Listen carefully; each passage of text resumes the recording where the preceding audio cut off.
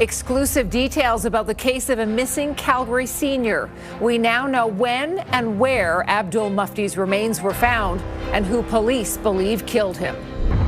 Plus, the private charity that stepped in to help with a Calgary abduction case. Honored, privileged, humbled. This is about the mother and the child ultimately reunifying, but why am I doing it? From Los Angeles. Questions about why Ottawa didn't do more once the missing father and son were seized in Mauritius. And top U.S. tourist destinations beg Canadians to come back. I miss Canada. Las Vegas misses Canada. Is a vacation at par enough to make up for Donald Trump? CTV Calgary, local breaking news with Tara Nelson. Hello and thank you for joining us. We begin with some very big developments in the case of a missing senior. Abdul Mufti disappeared more than 2 years ago.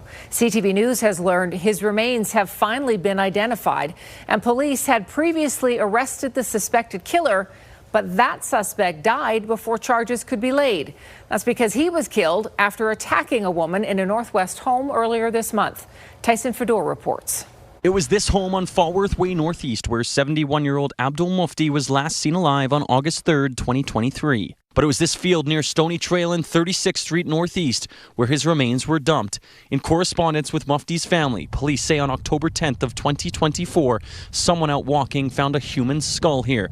Police soon dug up a few bones and DNA samples were sent for analysis. 6 months later, it was determined they belonged to Mufti. There was an incident, I don't believe it was ever resolved, and it always has been a kind of like an interesting, kind of like a little tick in my brain, whatever happened to the fella. Police executed a search warrant at the home soon after the disappearance, but it was just this week. Police told Mufti's family they arrested Shabazz Ahmed, Mufti's landlord, in August of 2023. However, there was insufficient evidence to support a murder charge, and he was released. 2 weeks ago, Ahmed lured and attacked a woman into an Edgemont home where she killed him in self-defense. Police told the family Shabazz's unexpected death has changed the course of the investigation into Mufti's murder. And now there are no suspects, but the case remains ongoing. The police are still, would maybe still be at the level of suspicion for things like, did someone aid and assist in the murder? Right, didn't actually participate in the murder, but maybe counseled the murder or conspired to commit the murder. Mufti's family has been left in the dark about what happened. His daughter spoke to CTV News in 2023, pleading for help. Our prime concern is that we want to know, is my father is alive or not? Mufti's daughter is now questioning investigative efforts, saying that this case raises critical questions about the enforcement of Canadian law, and that had proper investigations and due diligence been carried out at the appropriate time, her father would be alive today, and his tragic murder could have been prevented. And now the family remains waiting for answers they're unsure they will receive. Now, Tyson is in the area where Mufti's remains were found tonight. And Tyson, this case does remain open for police. Well, Tara, at this point, I can tell you no charges have been laid in Mufti's murder, and it's unclear whether or not police have made any headway in this investigation since Ahmed's death. Investigators did tell Mufti's family that after reviewing CCTV, phone and banking records, along with interviewing witnesses and executing search warrants, they were unable to come up with any other suspects and were unable to identify any other people in this investigation. Now, at this point, police say that they are working with Crown prosecutors to determine next steps in this investigation. As for the family, they are pleading with Calgary police to release the remains of Mufti so that they can bring them home to Pakistan so that he can have a proper burial. Tara? Okay, Tyson Fedor reporting. Tyson, thank you. A Calgary mother is finally reunited with her abducted 7-year-old son after more than 2 years apart. But she says her international parental abduction case was ignored by the federal government, leaving a private charity to bring him home. It's a story spanning multiple countries, and it highlights frustration with Global Affairs Canada. Mark Villani reports. On the shores of this tropical island, where kite surfers ride waves and travelers bask in the sun, it was anything but a vacation for a missing Calgary boy. I could not rest until this child was back in Calgary. Police say the then 5-year-old child was allegedly taken out of Calgary in December 2023 by his father, 62-year-old Mohammed Zia Rahman, traveling first to Montreal, then leaving Canada for Turkey, moving through multiple countries including Russia, Azerbaijan, and Vanuatu before arriving in Mauritius.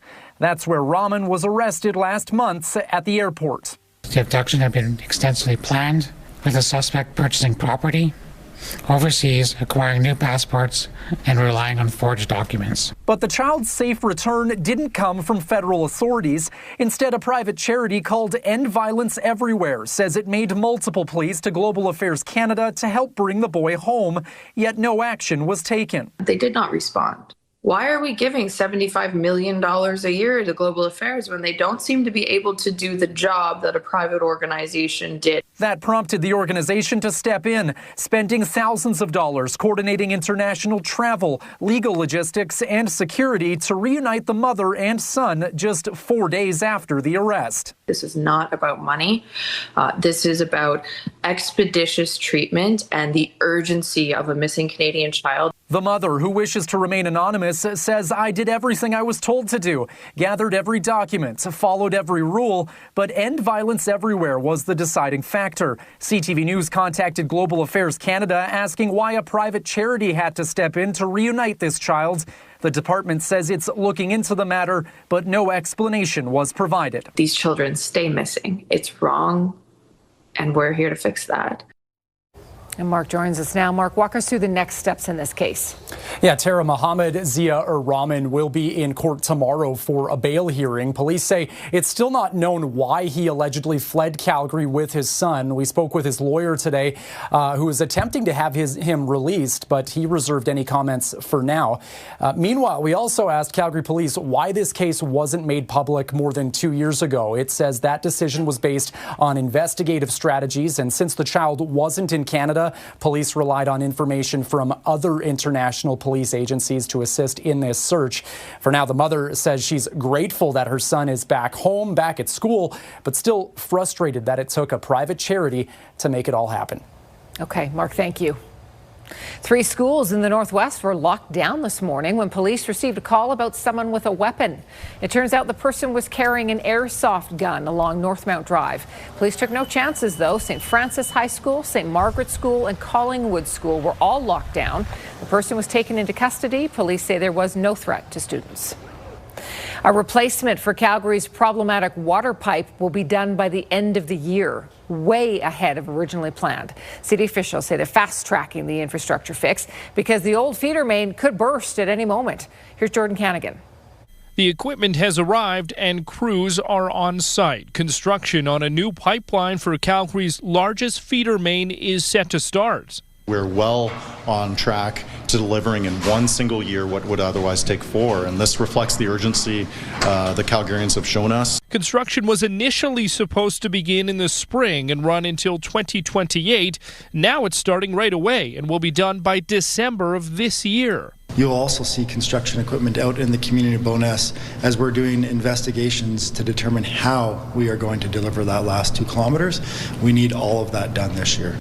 It's urgency out of necessity. The pipe has burst twice in 18 months with worry it could rupture any time, but construction is starting before a detailed plan is completed and without even knowing the full cost. It will cost more to do this faster, so we are pulling that together and we will bring it to council when we have that information. Those living nearby know what's at stake. Well, I think they're acknowledging the severity of the situation, and for those of us who are impacted, I think it's a very positive move in the right direction. It's kind of about your assessment of risk, you know, whether or not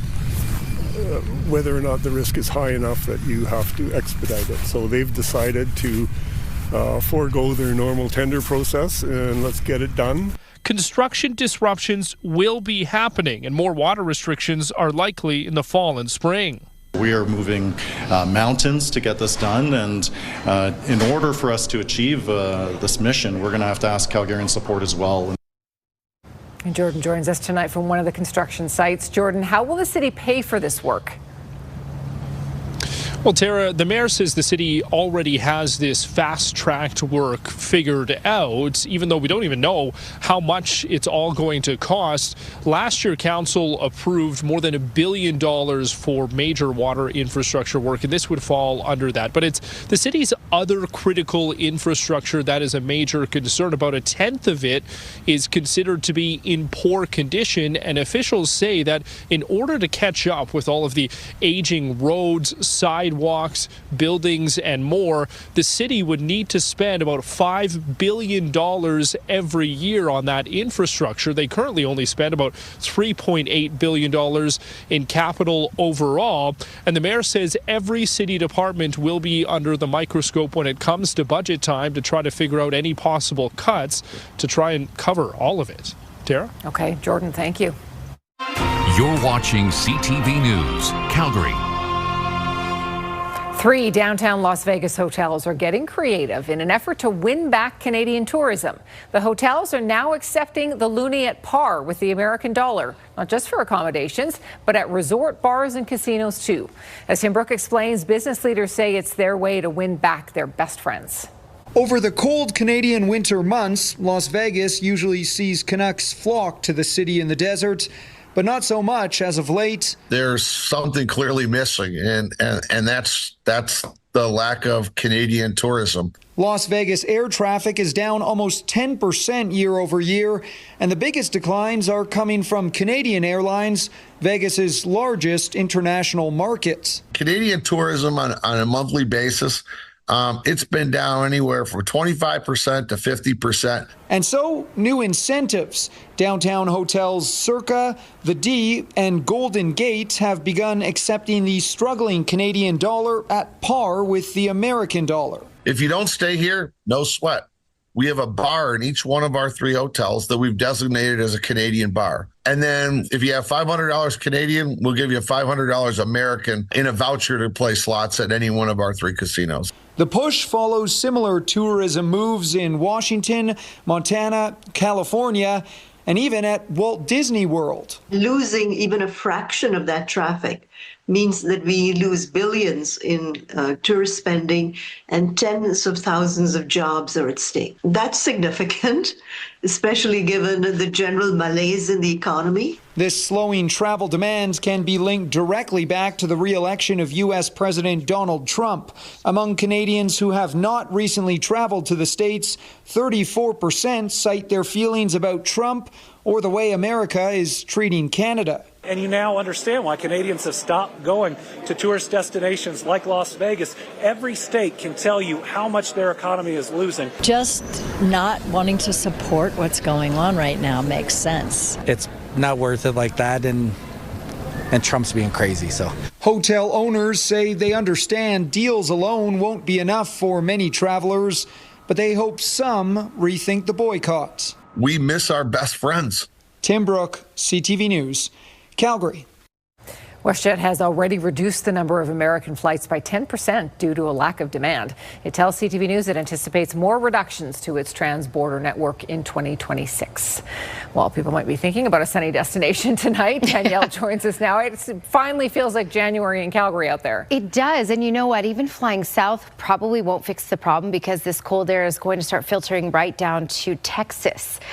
Maybe not quite this cold, but certainly a lot colder in many parts of the states, because this cold air is really just moving south and sticking around. -19 is the temperature at the airport. With the wind chill, it feels more like -27.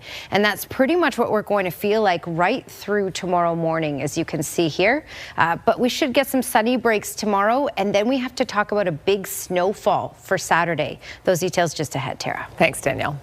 It's a tough job market for young people, but now there is a new program in Calgary to make it an easier transition from the classroom into the workforce.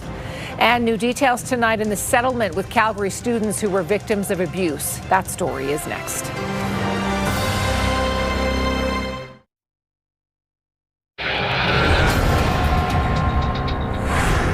major development in the case of a former Calgary teacher who has already served prison time for sexually assaulting former students.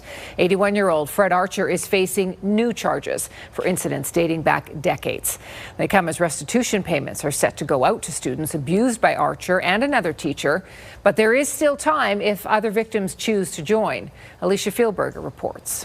Decades after two Calgary teachers sexually assaulted junior high students, some will be getting restitution after dozens came forward about the abuse. That lightheartedness that I can remember having as a kid before I met Michael Gregory, and I didn't have that anymore. Obviously, childhood sexual assault, you have an impact on the rest of your life. In November, Calgary Board of Education reached an agreement with the more than 40 people in a class action lawsuit who said they were abused by Michael Gregory and Fred Archer while they were teachers at John Ware School between 1988 and 2004. Most of our clients were between the ages of 12 and 14 when initial grooming activity occurred or initial sexual contact. For some of us, there were reports made and nothing happened. So I think that there has to be some sort of a level of accountability. The school board has apologized, and a $15.7 million settlement could receive court approval in February. To finally hear them say, we apologize, I hope that they understand the severity of the damages suffered by all of us. High-profile organizations that are doing it, they can be leaders in this. You know, it doesn't mean that what they did in the past was okay, but it's really important that we move forward as a society and start creating responses that are positive towards the victims. Gregory died by suicide 5 days after he was charged. Archer was convicted of abusing boys at the school, but now faces more charges of sexual assault. Others abused by the men who have not joined the lawsuit have a month to apply. We do everything we can to make people comfortable in doing this, but I recognize that for some people, it's just not worth it. The school board has also agreed to work with some of the victims to help detect and prevent sexual assault. So hopefully they take this lesson to make change, because this should never have happened. Alicia Fieldberg, CTV News, Calgary. Archer is expected back in court February 3rd. February 26th is the last day to apply to be part of the class action settlement. We have a link for more information on our website. An investigation has been launched after the death of a worker at an oil sands mine north of Fort McMurray. Suncor says a contractor was operating heavy machinery at its Fort Hill site. The provincial government says the worker was inside a piece of equipment that sank into muskeg. The worker's body has not been found. Suncor says the investigation is in the early stages, but the incident may have been the result of a medical event. This is CTV News, Calgary. Let's bring Danielle back in now as we look ahead to our 5-day forecast. Yeah, and when we look longer term, it's definitely warmer. But for the next few days, we're really stuck in this cooling trend. And in fact, overnight tonight and early tomorrow morning will be the coolest part of it with those wind chills. Wind chills already very frigid. It feels more like minus 28 in Calgary right now and closer to minus 23 in Pincher Creek. Lethbridge minus 27 with the wind chill, and Medicine Hat minus 35.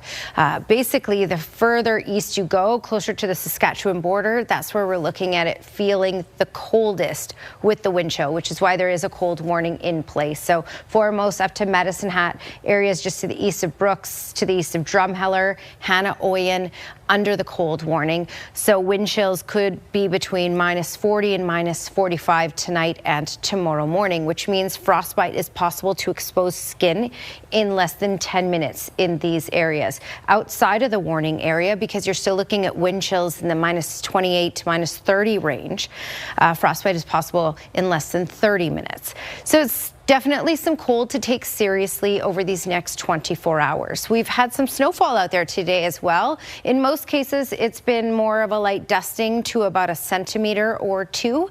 And this is just wave number 1, which is just finishing up now. We may still see a couple snowflakes before the day is all said and done, but nothing really to accumulate from this wave.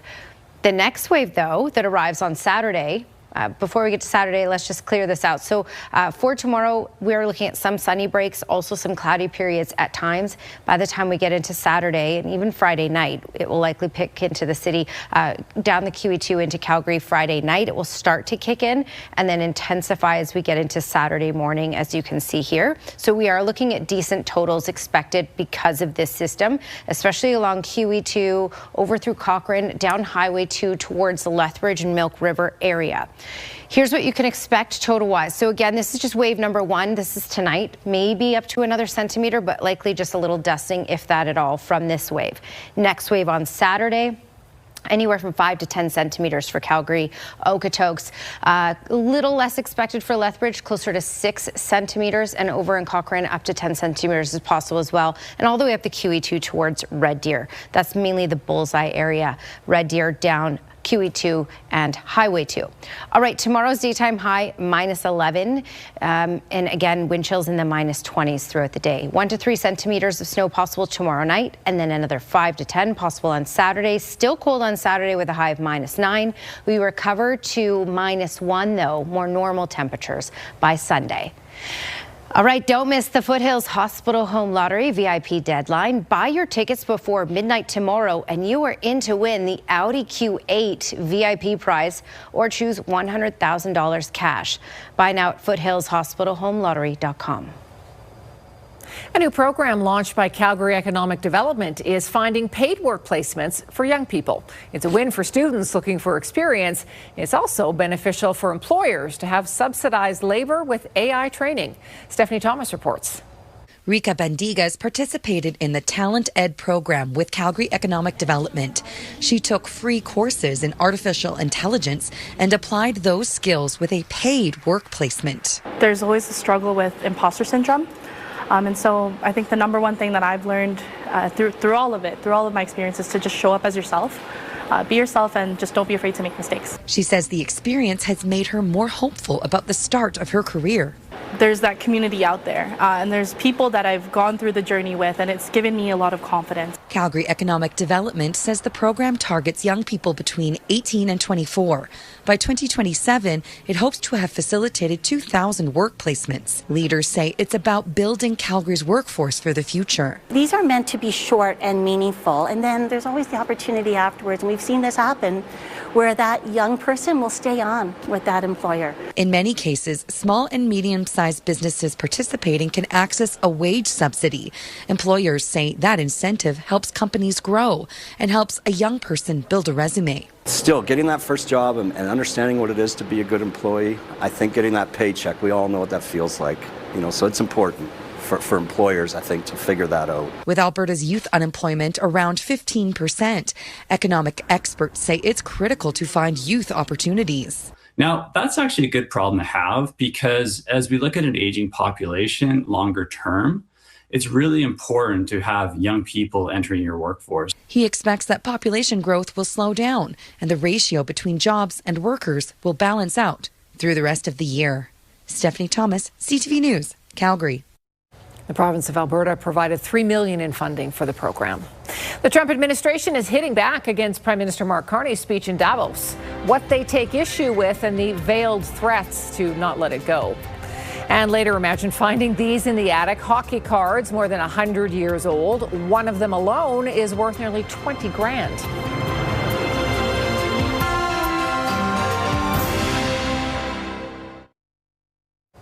Prime Minister Mark Carney delivered a national address today as he remains in the global spotlight over his speech at the World Economic Forum. The U.S. president has responded to the PM's Davos remarks by saying Carney should remember that Canada lives because of his country. Today, the PM pushed back. Canada and the United States have built a remarkable partnership in the economy, in security, and in rich cultural exchange.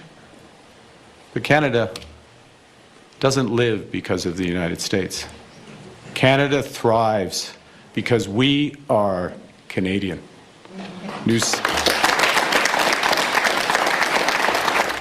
In a nod to his Davos speech, the PM said Canada can't solve all the world's problems, but he thinks the country can be an example to the world that's at sea. protecting democratic values and freedoms. Conservative leader Pierre Poilievre said he is willing to work with the PM to turn his words about protecting Canadian sovereignty into results, commenting, "We need to do things, not just say them." He also noted that Carney ran on a pledge to reach a deal with the U.S. That speech from Carney in Davos earlier this week is still spurring reaction, including from U.S. Commerce Secretary Howard Lutnick. In his own speech at the forum today, Lutnick had pointed remarks for Carney and what he described as whining from Canada. Here's Mike LeCouture.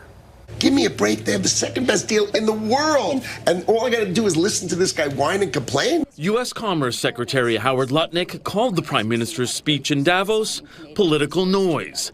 Tuesday, Mark Carney urged middle powers to band together against more powerful countries that use economic coercion. Lutnick warned those words will be remembered during this summer's trade review. They have USMCA, which means 85% of the Canadian economy comes into the United States for zero. And there he is complaining that he's going to go to China and improve it. Canada's finance minister pushed back on those comments. Prime Minister said a lot of things that people thought, and he had the courage to say it loud. I think Canadians have understood by now that diversification is key. Meanwhile, the reverberations of Carney's message continue to be felt with other world leaders. I think we have a lot of Europeans who are in this first camp of multilateralism, whereas the American administration is driving multipolarity. And we're trying to make these two things meet. Australia's finance minister called the speech stunning, adding it makes a powerful point about the old world order being done. So the job for us, the job for our Canadian friends, is to work out how we can shape all of this change in our own interests. California governor and possible Democratic presidential contender Gavin Newsom also praised Carney at Davos for calling out the current state of the world, adding Americans need to do the same. Mike LeCouture, CTV News, Ottawa. Still to come, our next story isn't exactly breaking news. It originated in the 1870s, but it's being brought back to life by a theater group very soon. Those details are next.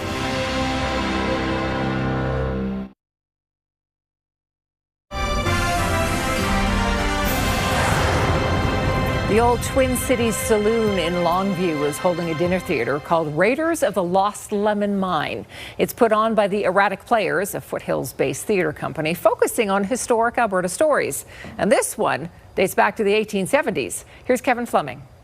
Somewhere in the There are just 4 actors in the production of Raiders of the Lost Lemon Mine that tells the story of 2 partners who discovered gold in the mountains west of Longview and the quest to find its location today. Lemon and Blackjack are the names of the 2 gentlemen that allegedly found the mine.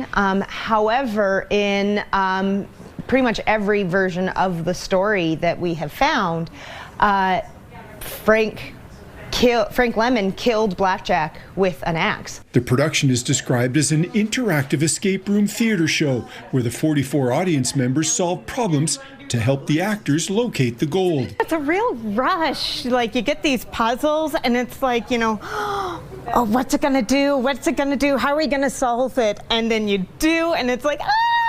The actors have 2 weeks to learn their lines, and they say it's one thing to perform on stage, but another to wonder amongst the audience. So, you know, we got to be ready to improvise on the spot. But it really helps draw the audience in, make them feel more like they're part of the story rather than just passive observers. A lot of research goes into writing the script, but the actors also learn as much about the story as they can before opening night. It's rewarding to learn all of these stories. It's cool being able to tell them to people, but there's always like this researcher in the back of my brain that really finds so much pleasure in the history of it all and just unfolding these stories. This is the 3rd production by the Erratic Players in the Saloon, and this story still has ties to the community. Chief Bearspaw had 2 Stony Braves come up to him and tell him that they'd witnessed the murder of Blackjack by Frank Lemon. And Blackjack, in many versions of the story, was an Indigenous man. Legend has it that Chief Bearspaw had his Braves hide the mine, so it will never be found. Kevin Fleming, CTV News, Longview. Truth is always stranger than fiction. You just never know. All right, well, what's being described as the holy grail of hockey cards is going up for auction in Ontario. You don't see discoveries like this very often. The main card in this set is the Stanley Cup card, and this is the first time the Stanley Cup was ever featured. Wait till you see these. The 51 cards from the Champs Cigarettes hockey set are more than 100 years old. Wow. Along with that Stanley Cup card, there's also rookie cards from Howie Morenz and Jack Adams. A man from Windsor, Ontario found the set in a tobacco box that his dad had in 1988. The leading bid for that Stanley Cup card is $17,000. For that one card, and there's 50 cards. Now we're all wishing we found those cards in our basement. It's time to go to the attic and see what's up there, just in case. I had mine in a shoes box, not greatest shape, I can tell you, at all. Well, move over, Air Bud. There is a new basketball star on four legs. He's not tall, but Scooby completed a flawless 360-degree dunk during halftime at the Denver Nuggets game Tuesday. He's just blending some canine agility and undeniable basketball flair. Yeah. I'm going to call him on a dribble. I mean, come on. I mean, he could totally miss, and it's still just the most adorable thing. Yeah. So look at that little sweater. They needed a little help from this little guy because the Nuggets ended up losing to the Lakers anyway. So it was a good distraction, I think. Yeah. Like that spin around move. Yeah. Well, opening the blinds might never be the same after you watch this video. Am I the only one that feels like this when opening these windows? 500. T. Yes, 2 T's. Like to buy an E? Mm-hmm. There are 2 E's. So I didn't see it before, but I see it now. You got to hear that happening in the background to really understand. Yeah. Oh, I get it. It does feel a bit like Wheel of Fortune. Yeah. He's pretending he's putting up the sails here. Okay. He's very creative in his own home. It is. Yeah. But it is a lot of work sometimes. Yeah. Well, there's a new device to help young skiers stay safe on the slopes. It keeps tabs on your kids on the hill, even if there's no cell service. We'll tell you how it works.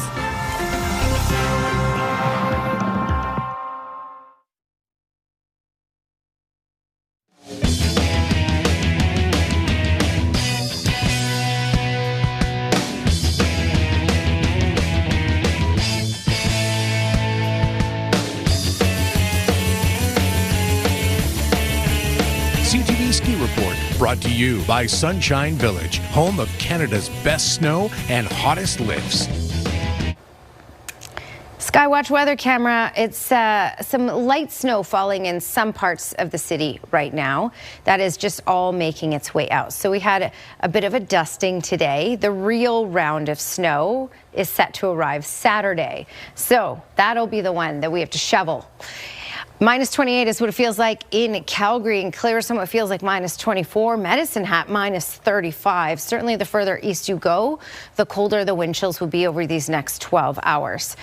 We talked about this earlier, so I put this graphic in. You can see that cold air is also filtering down into the states, and it will make its way down to Texas. It'll be a little regulated. It won't be quite as cold as it is here in Texas, but you can see that colder air mass making its way all the way down. You can also see by Sunday, your timestamp here, we're going to get a little bit of a warmer air mass creep into southern Alberta.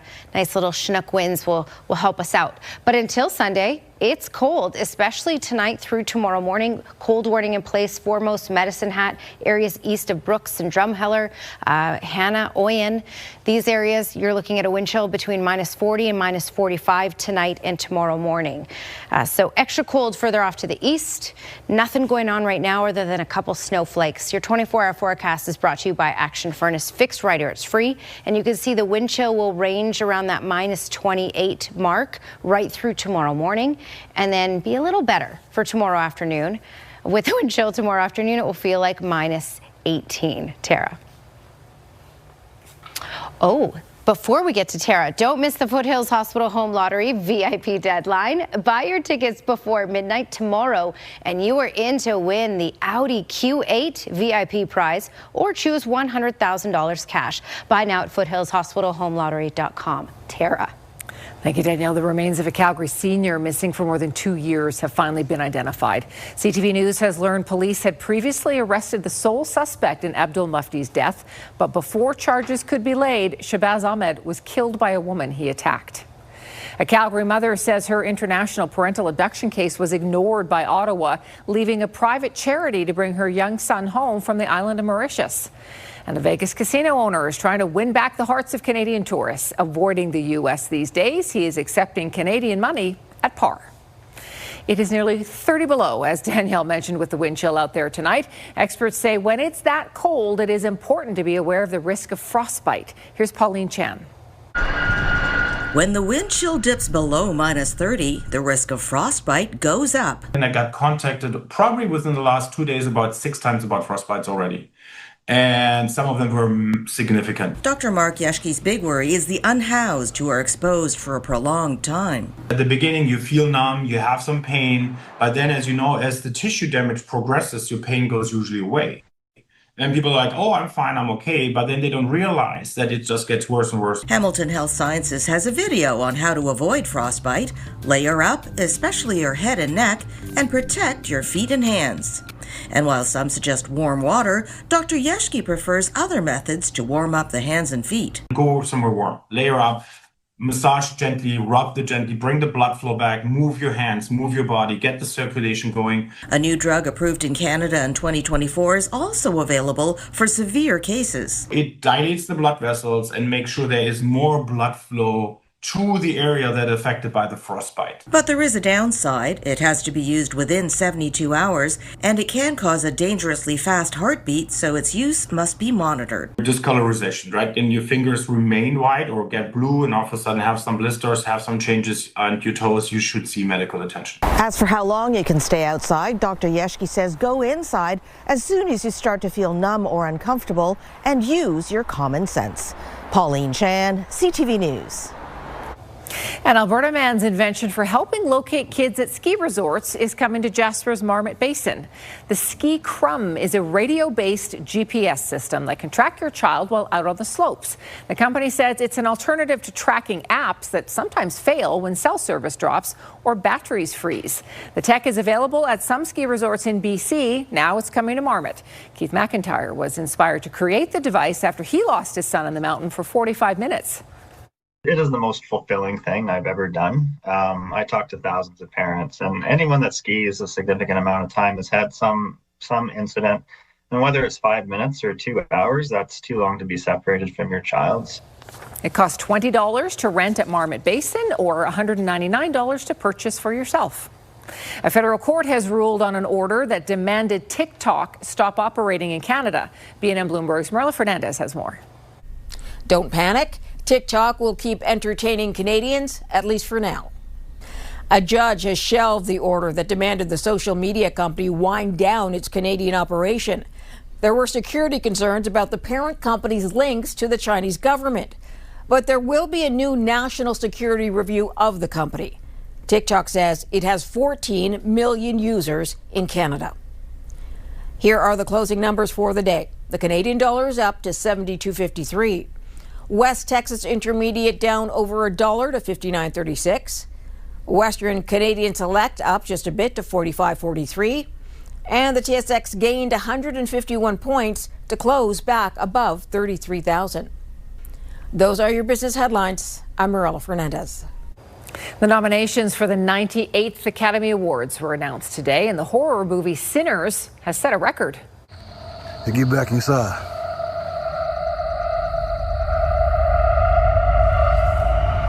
Sinners scored 16 nominations. That's the most ever. It includes nods in most of the main categories, including Best Picture, Actor, and Director. Another top contender is Paul Thomas Anderson's thriller One Battle After Another. It scored 13 nominations. There were also some notable snubs. The musical Wicked for Good was shut out, despite its predecessor scoring 10 nominations last year, including Best Picture. In the apartment across from me lived a family. That night, everything changed. Some Canadian content is among the nominations. The National Film Board of Canada's animated short, The Girl Who Cried Pearls, has been nominated for Best Animated Short Film. The Oscar ceremony will be held March 15th. The Calgary Hitmen are remaining competitive. Coming up, Glenn tells us how the young team is playing better than many thought they would.